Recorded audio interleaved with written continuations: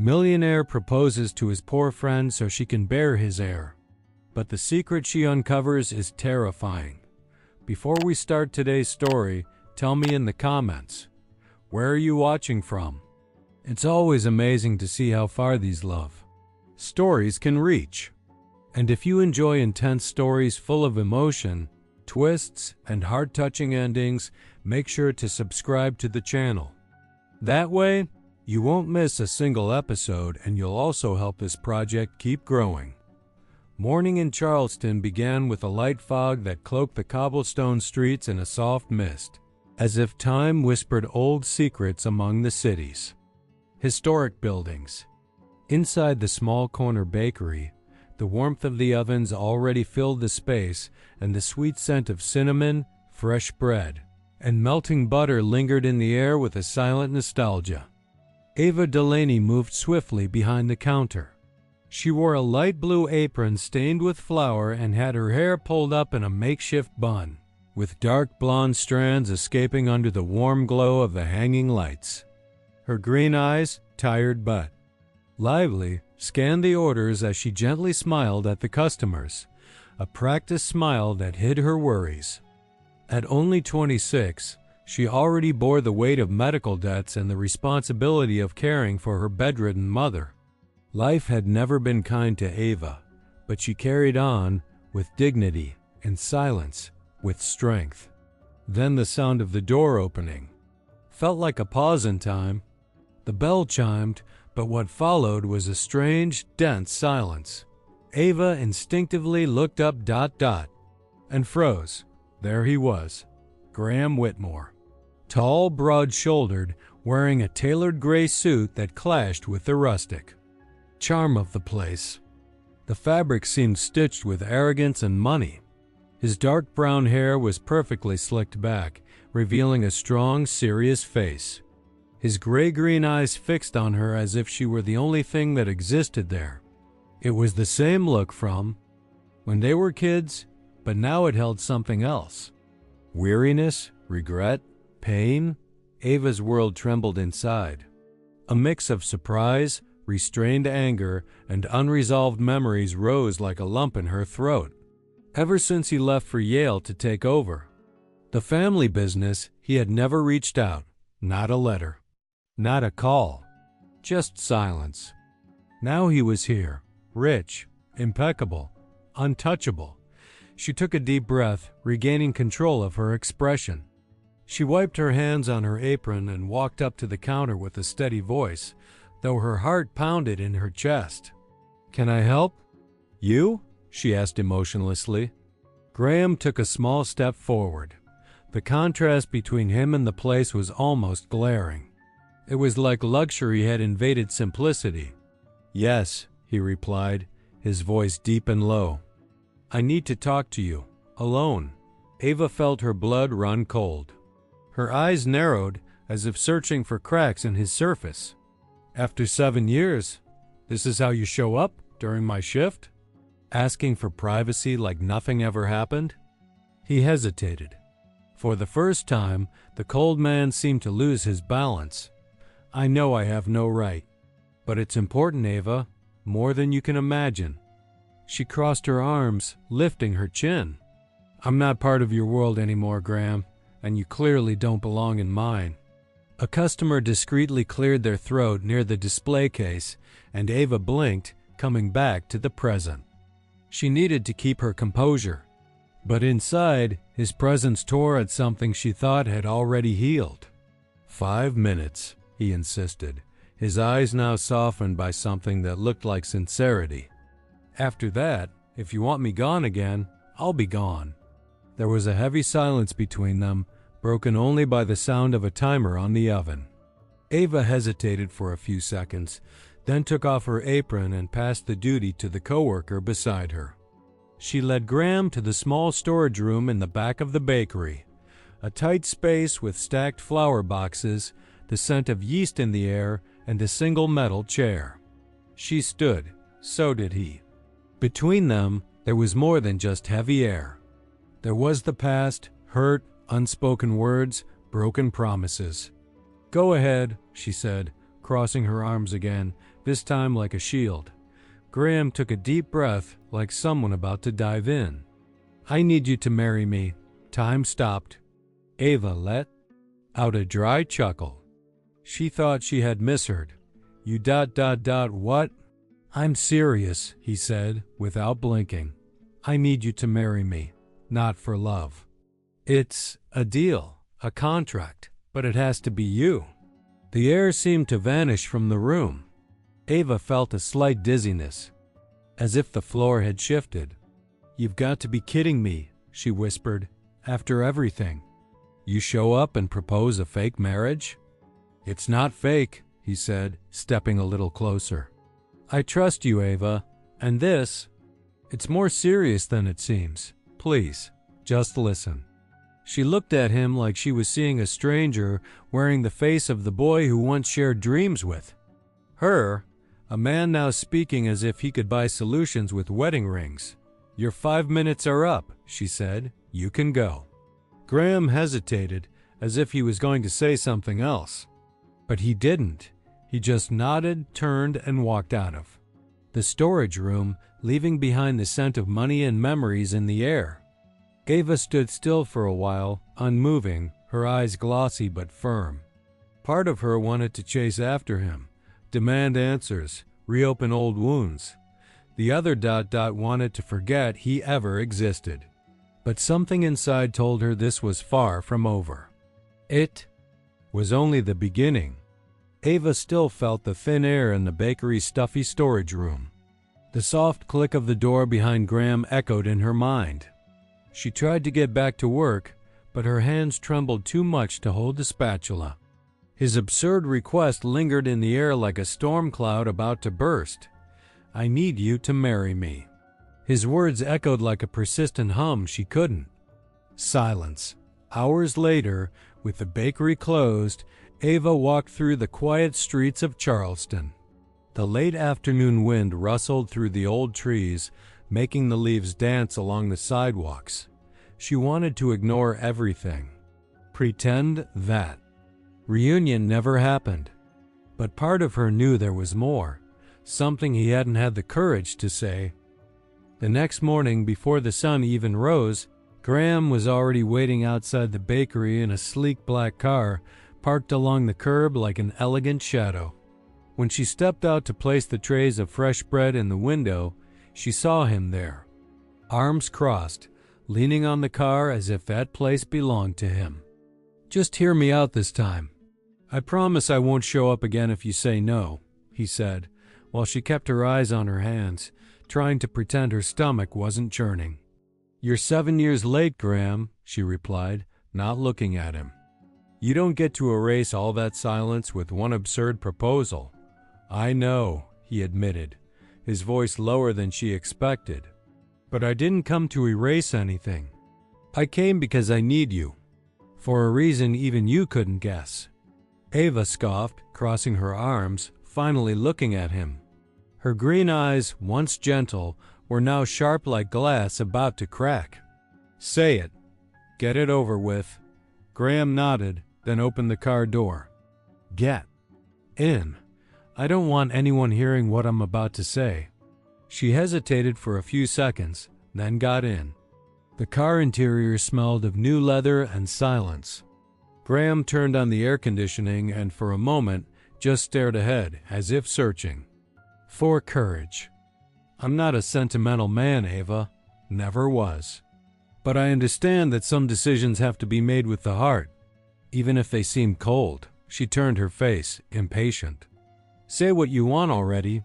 He slightly turned to face her. The company. Board is trying to take Whitmore Enterprises away from me. My father left a clause in his will. If I'm not married with an heir on the way by the end of the year, the majority control goes to my sister, Meredith. Ava let out a disbelieving laugh. You've got to be kidding. That sounds like something out of a soap opera. It's real, he said firmly. And my sister, she doesn't just want the company. She wants to destroy everything I've built, sell it off, get revenge. Ava shook her head. And where do I fit into this madness?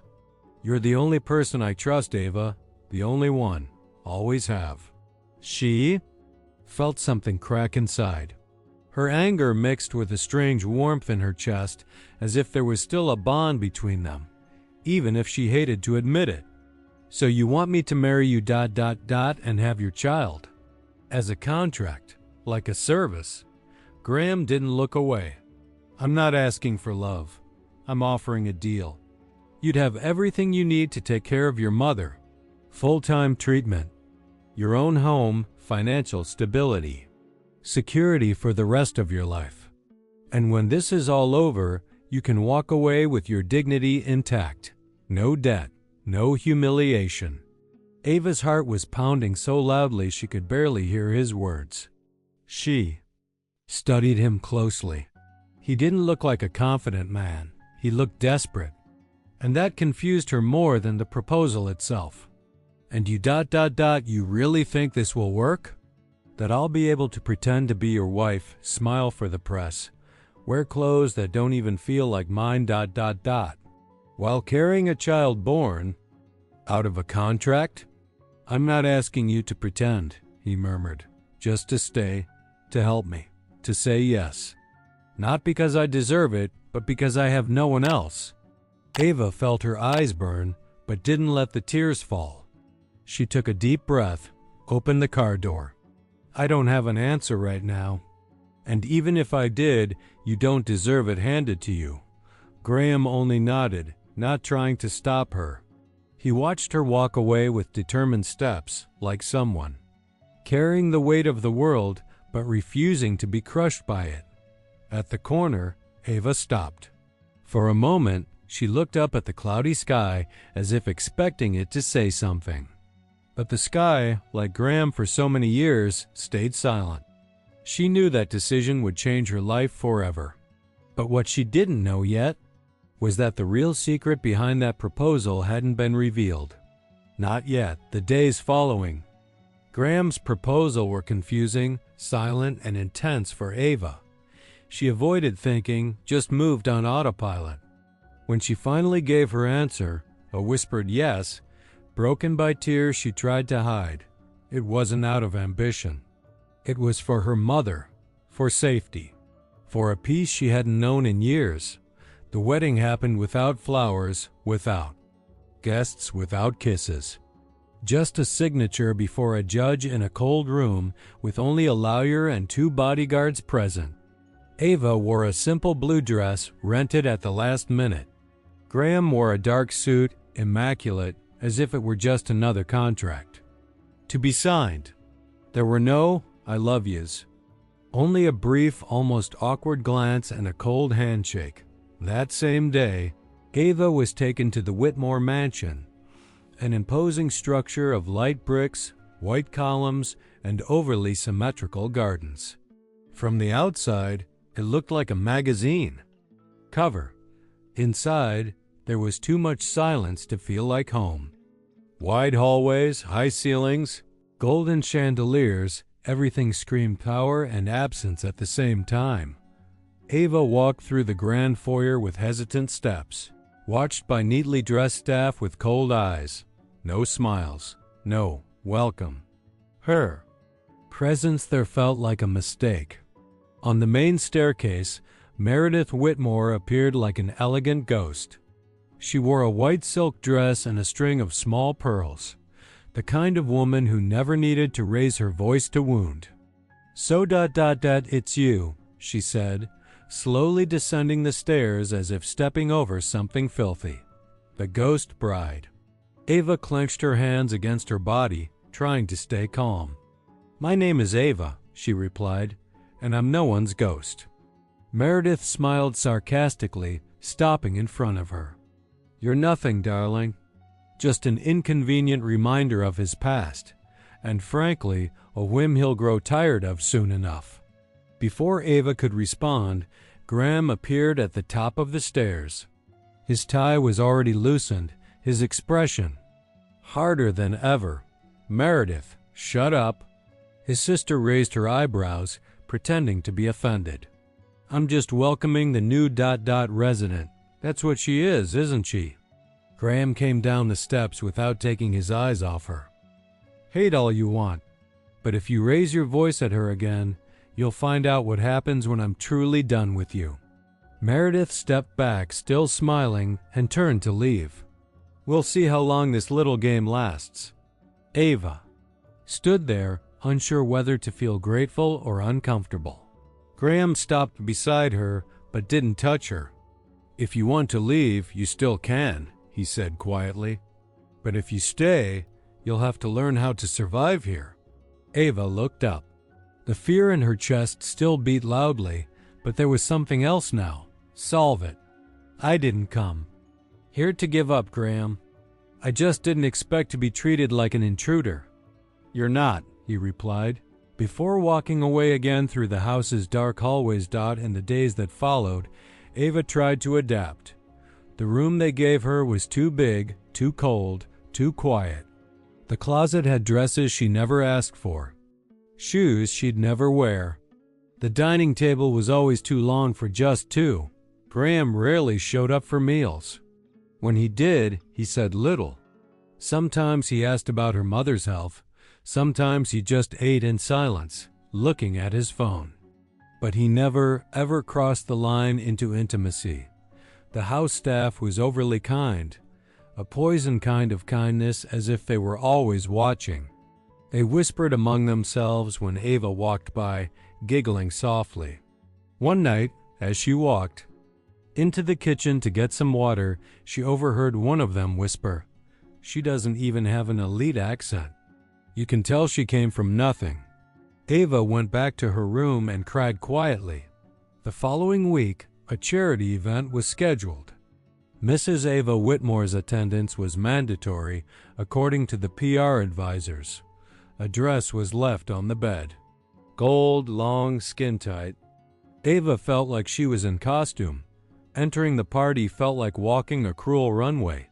Fake smiles, judging eyes, whispered remarks behind champagne glasses. Her? Married to Graham? Where did he find this woman? She must have some trick, or she's pregnant. In the middle of the ballroom, Ava tried to smile, but every smile hurt. Then Graham appeared by her side. Tall, elegant, expressionless. "You look beautiful," he said, emotionless. She looked at him, heart tight. "You don't have to pretend you care. No one here believes it." He took a deep breath. "I'm not pretending. I just don't know how to show it anymore." Before she could respond, flashes went off. Photos for the magazines. The woman no one knew now had a face, and she was next to the man everyone feared. That night, back in her room, Ava undressed slowly. The golden dress fell to the floor like a defeated armor.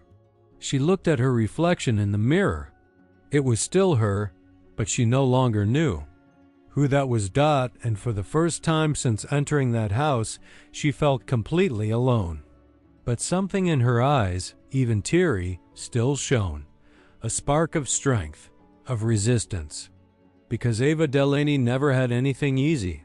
And if his world didn't accept her, she would learn to take up space there, even if it meant bleeding on the inside. A light rain fell over the perfectly symmetrical gardens of the Whitmore mansion like a veil of melancholy. The drops slid down the tall windows, drawing silent paths on the glass.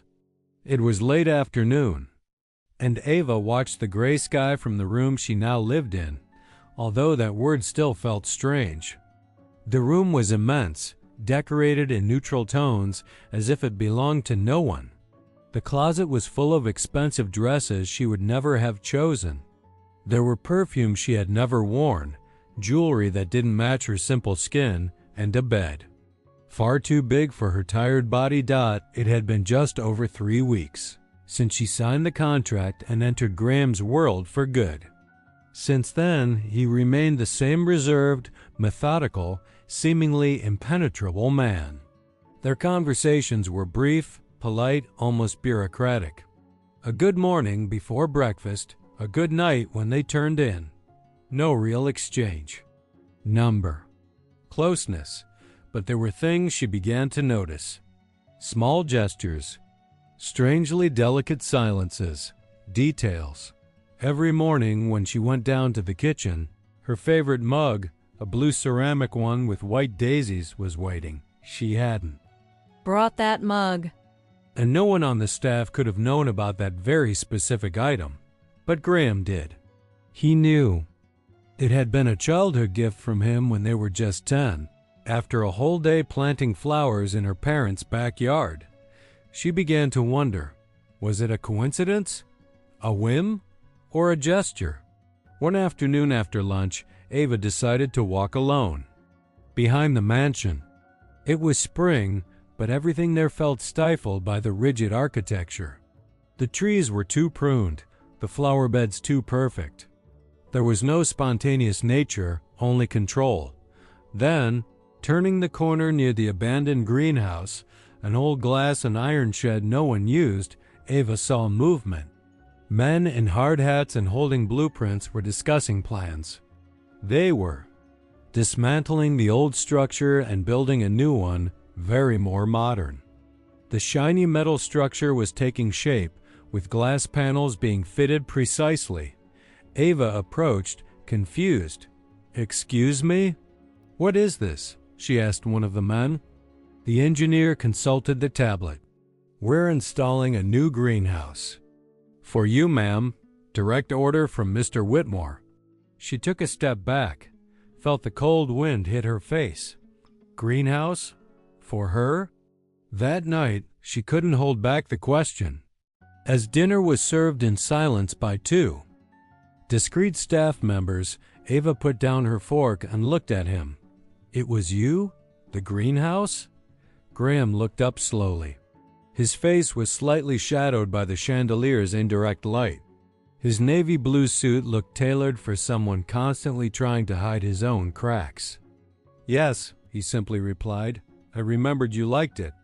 I thought it would be good to have a place just for you, to plant whatever you want." Ava blinked, as if trying to absorb what she had just heard. "You remember that?" He nodded. Looking away, "I remember everything." She felt the ground shift beneath her. It was like something was beginning to melt. A thin layer of distrust, an invisible wall that had separated them since their reunion. "You don't say anything all day," she said, voice choked, "but then you do this. As if you know exactly what hurts the most."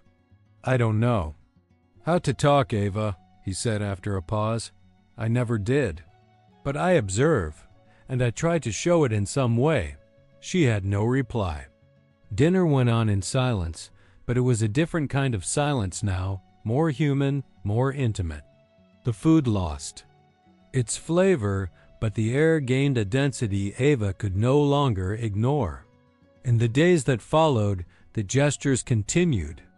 One day, walking into the library, she found a book of poems she had mentioned as a teenager. It was on the table, with a bookmark exactly on the stanza she used to recite to herself on hard days. Another morning, opening a drawer in the closet, she found a bottle of perfume, not a brand name, but a nearly perfect replica of the one her mother used when she was a child. It was like someone was stitching pieces of her past into that cold house. But Graham never spoke about it, never asked for thanks, never explained. And that's what shook her.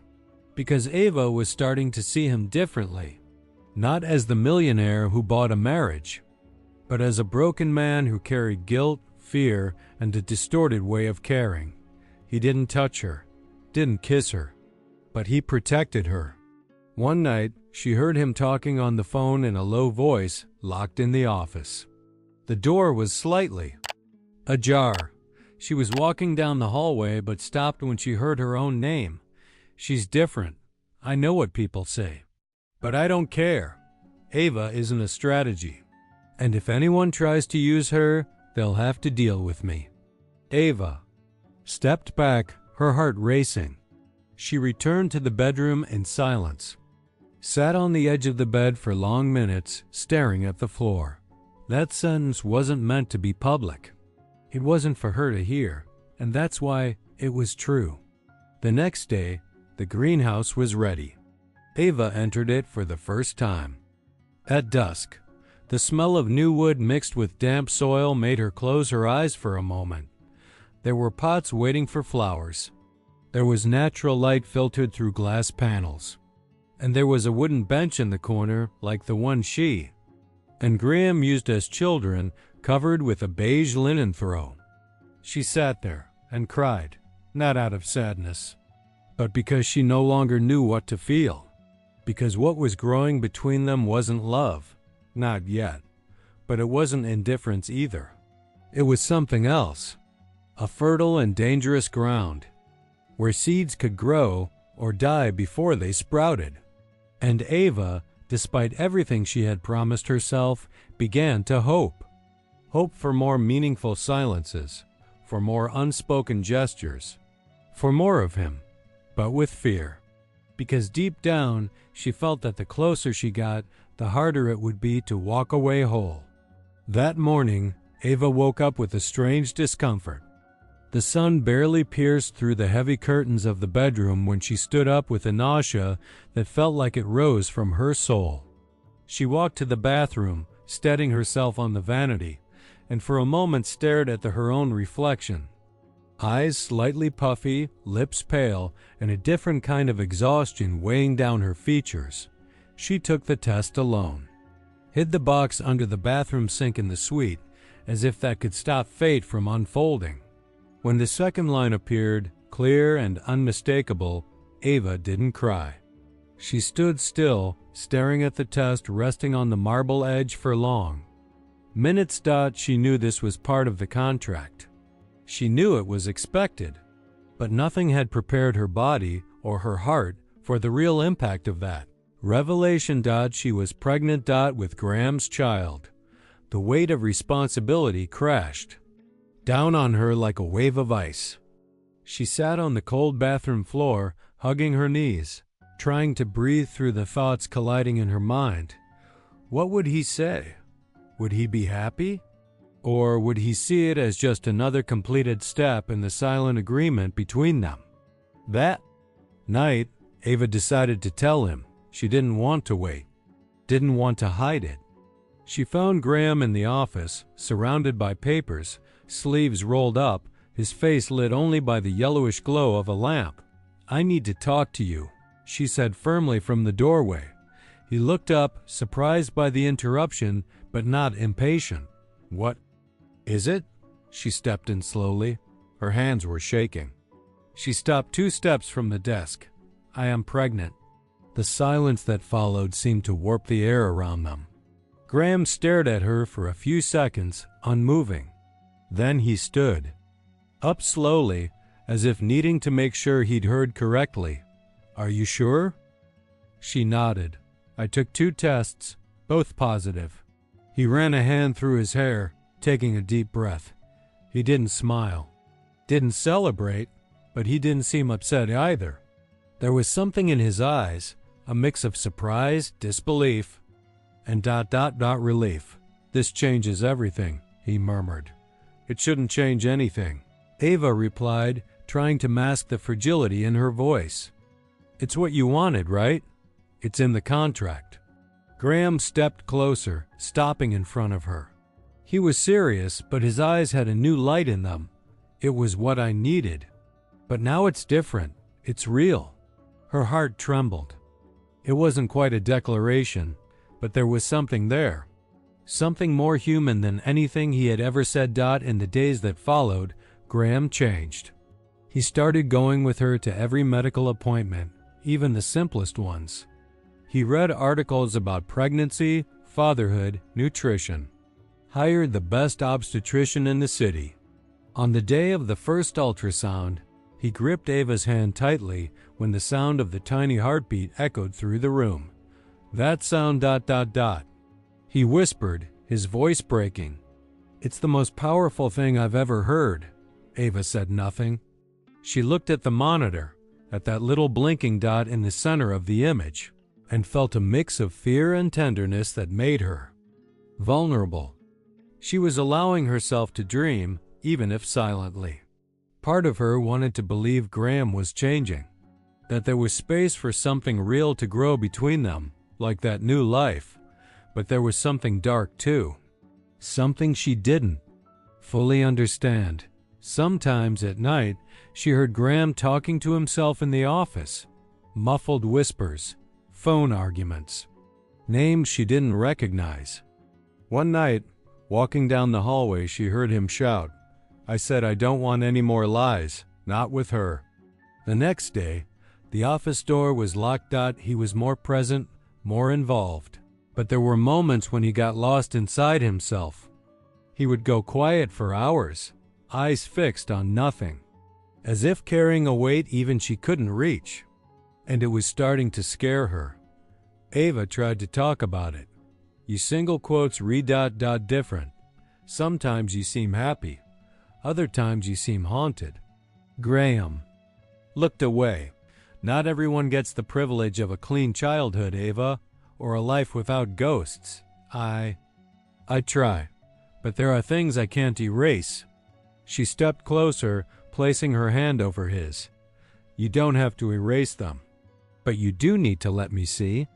He looked at her, and for the first time, his eyes were filled with tears. "What if you don't like what you find?" She squeezed his fingers.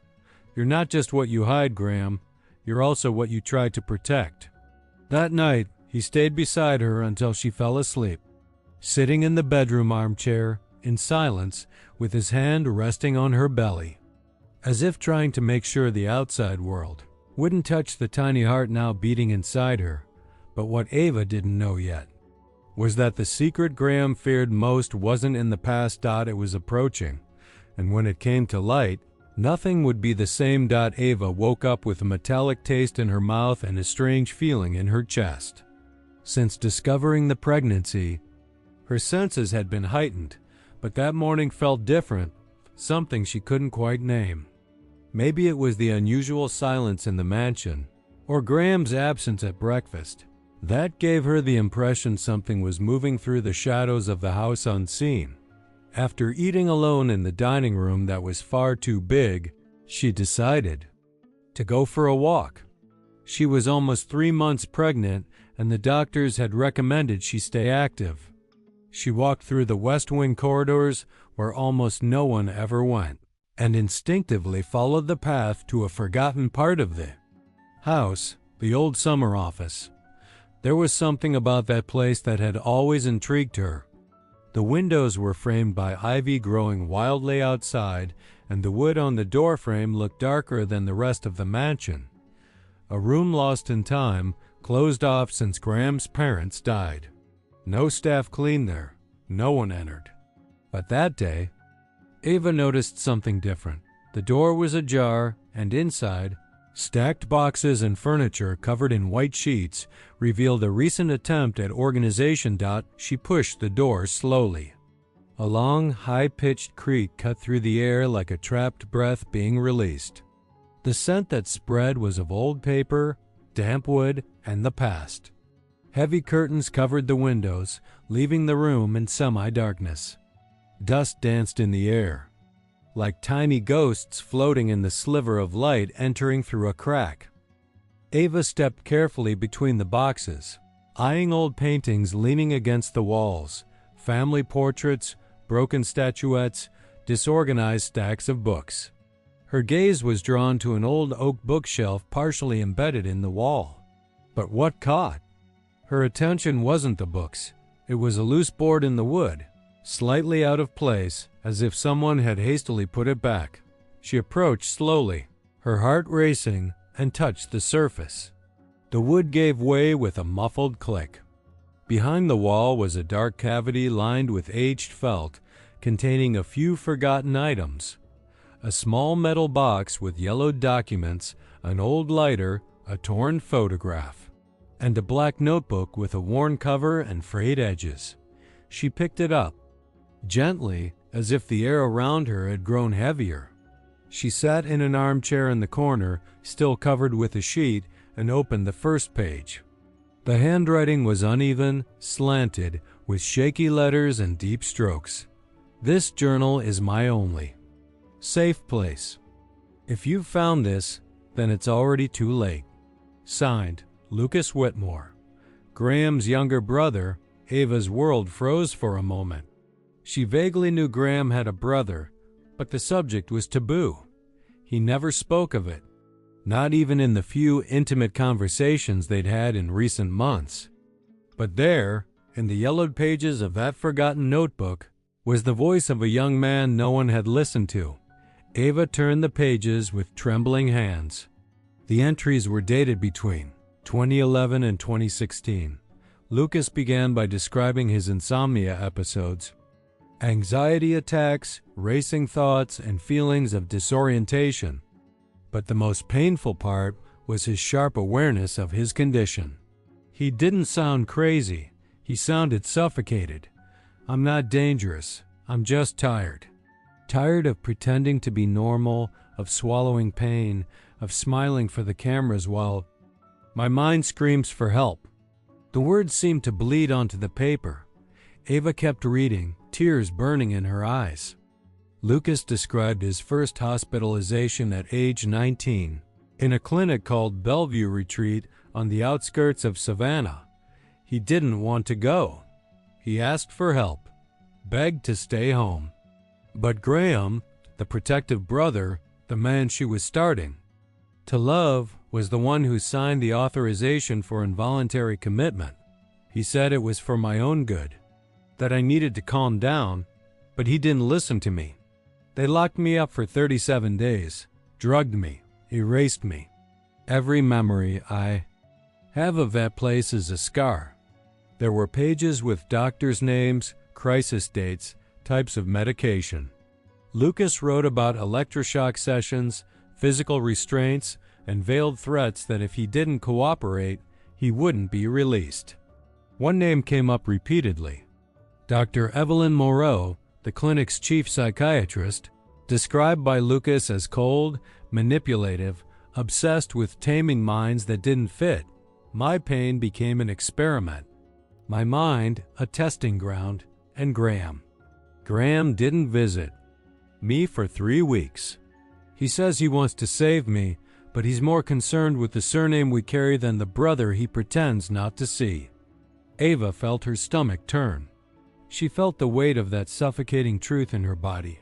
She knew Graham, or thought she did. She knew he was a man marked by shadows. But she never imagined those shadows had faces, voices, names. And one of them was his own brother. The final pages of the journal were fragmented, with disconnected phrases, hand-drawn sketches, and words scratched out violently. They seemed written in moments of desperation. But even then, the cry was clear. If something happens to me, it wasn't an accident. I didn't kill myself. Someone erased me. They made me disappear so the Whitmore name would stay clean.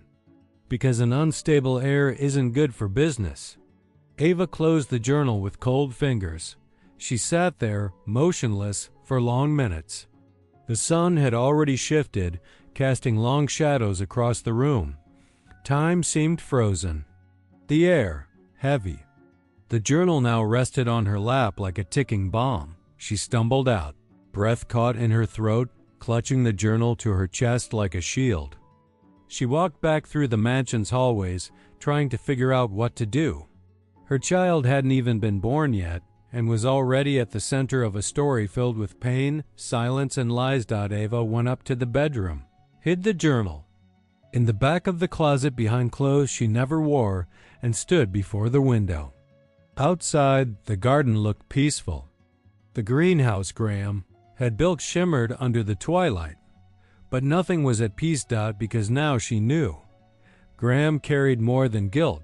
He carried secrets, and maybe. A crime. Night fell heavy over the Whitmore mansion, as if even the sky could sense the weight Ava now carried in her chest. Lucas's journal remained hidden among her evening gowns, the ones she never wore. But the words she'd read wouldn't let her sleep. For hours, she lay awake in the dark, listening to Graham's careful footsteps in the hallway, trying not to associate that silent figure with the burden of what she had just uncovered. She knew she needed more. She needed confirmation. To cross-check.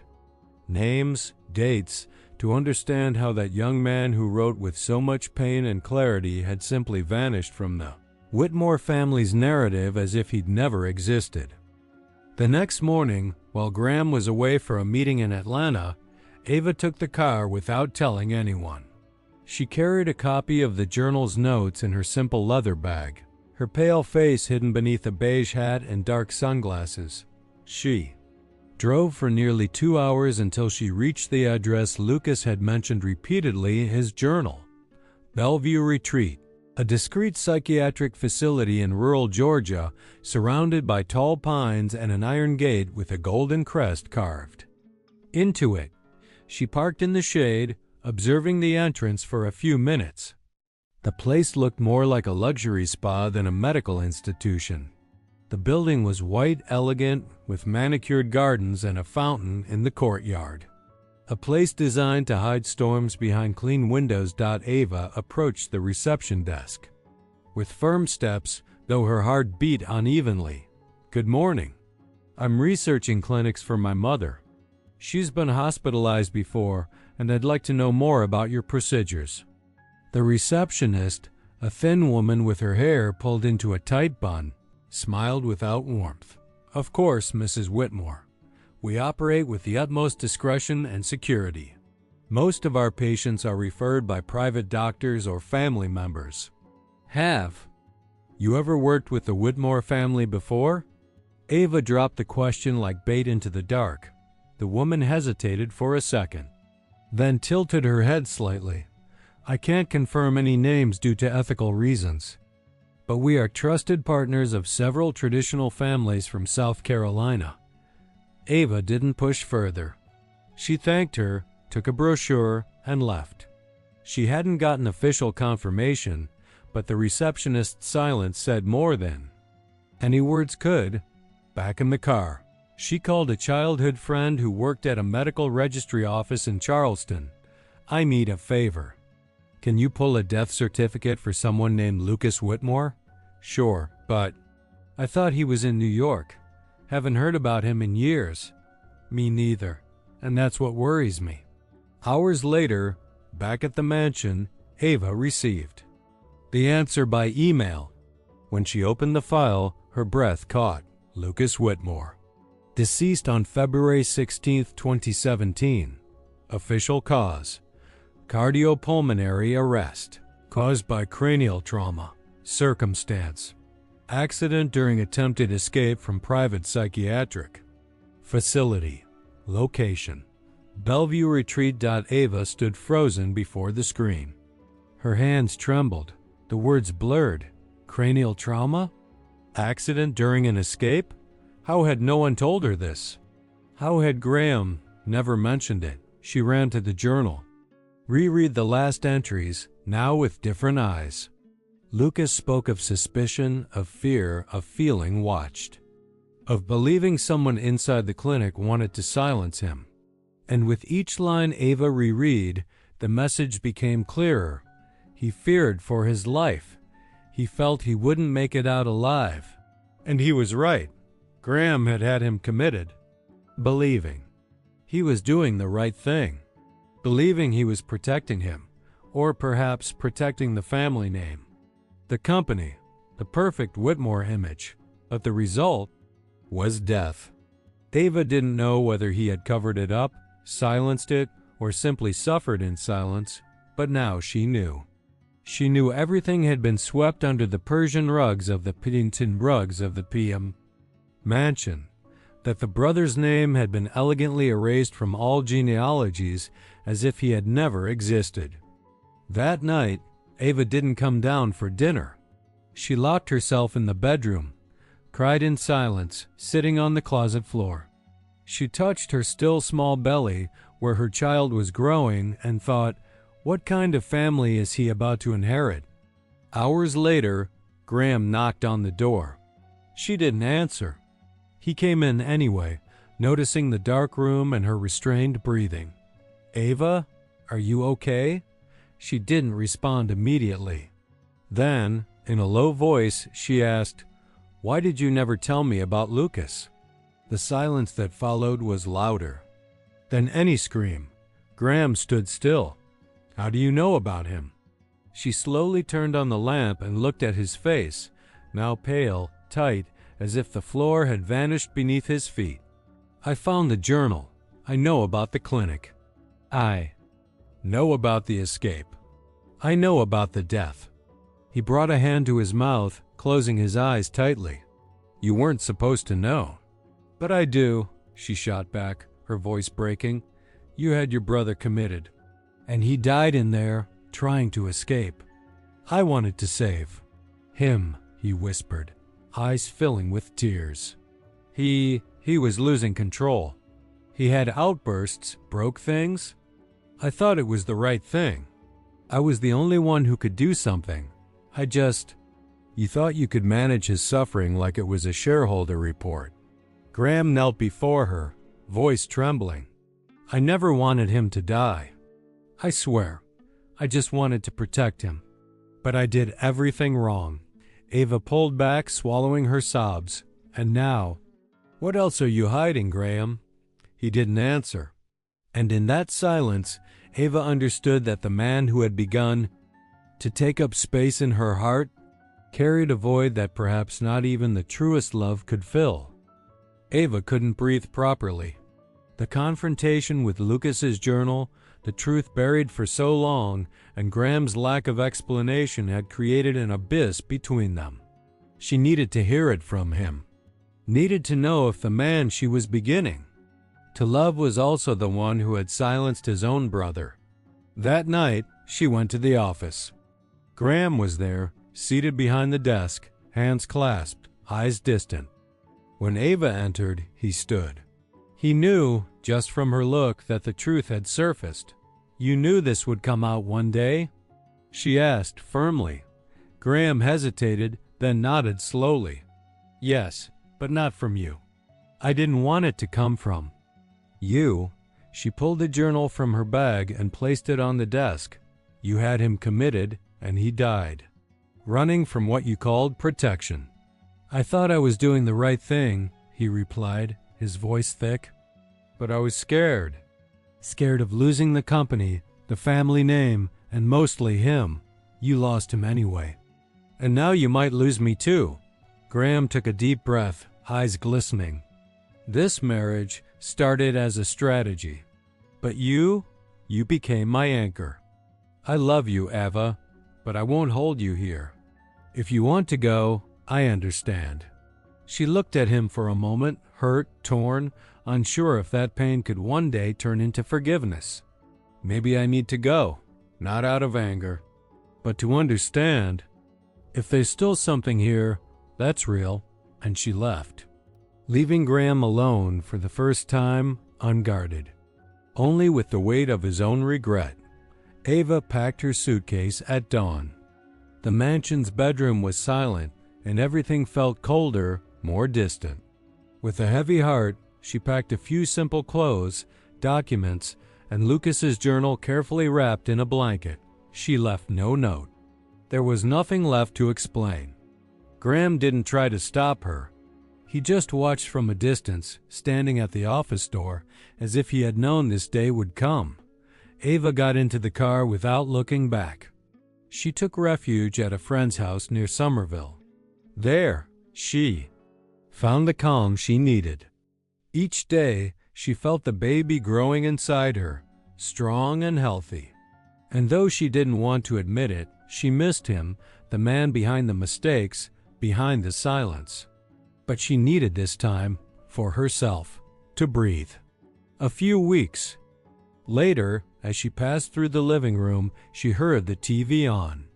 Her friend called out urgently, "It's Graham, turn it up." Ava sat on the couch, her heart racing.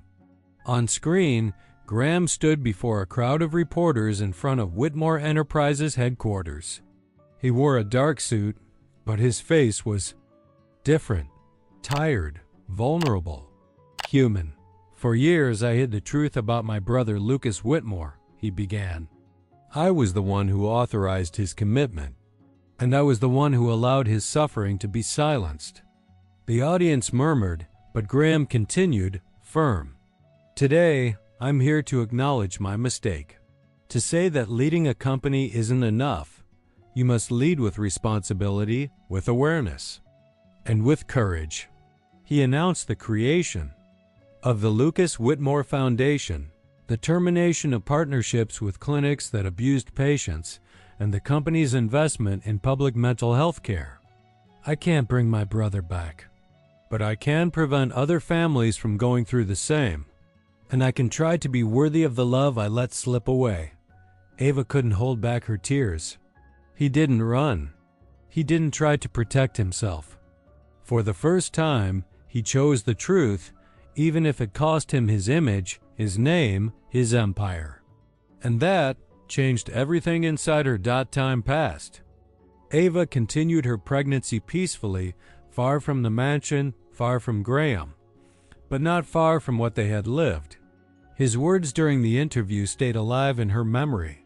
More than that, they had replanted something she thought she had. Lost trust. The child was born on a calm summer afternoon. A boy with gray eyes and a serene expression, as if he carried a silent part of everything that had been lived even before he was born. Ava named him Lucas Elijah, a name that united pain and hope, grief and rebirth. It was weeks after the birth that she saw Graham again. She was on the porch of the small house in Asheville, rocking the baby in her arms, when she heard footsteps.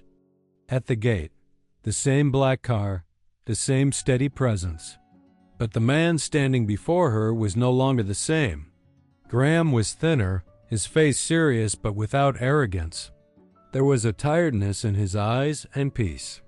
A man who had finally made peace with his reflection. "I didn't come to ask for anything," he said, stopping a few steps away. "I just wanted to see you and to say that everything I am now began when you left." Ava looked at him in silence. She was cautious, but no longer afraid. "Have you changed?" she asked. "Not completely," he replied honestly, "but I've transformed what needed transforming. The company is no longer just about profit. It's a tool. The foundation is up and running, and all decisions go through a social council. We're funding public clinics, projects in underprivileged communities. And I only stay where I can do something that matters." She listened, didn't try to interrupt. He wasn't trying to justify himself. He was simply showing who he'd become. "For a long time, Graham, I wanted you to be a different man," she said softly. "Today, I just want to know if you're the man our son deserves." He lowered his eyes, smiled humbly. "I'm still learning, but I want to be. Every day." Ava took a deep breath, walked over to him, and without promises, placed little Lucas in his arms. Graham held his son gently, like someone holding a miracle. There, in the quiet of the porch, with the sun setting over them, Ava understood. Sometimes it's not love that saves. It's regret that transforms, and when there is truth, a new beginning is possible. They didn't go back to what they were. They were new, different, more aware, more mature, and above all, freer. Graham remained CEO of Whitmore Enterprises, but now the company was recognized as a force for social impact. Hospitals were renovated. Young people with mental disorders began receiving free care, and the name Lucas Whitmore became a symbol of dignity. Ava, by his side, was no longer a spectator. She became a board member of the foundation, a mother, a partner, a true woman. No contract, no conditions. Their story was no longer about power, guilt, or appearances. It was about rebuilding. And now, what did you think of this story? Leave your rating in the comments from 0 to 10. I'd love to know how this plot touched you. If you enjoyed it, don't forget to share it with someone who loves intense stories like this, and subscribe to the channel so you don't miss the next episodes. And before you go, I've selected another emotional story that will touch your heart even deeper. Click and get ready to feel.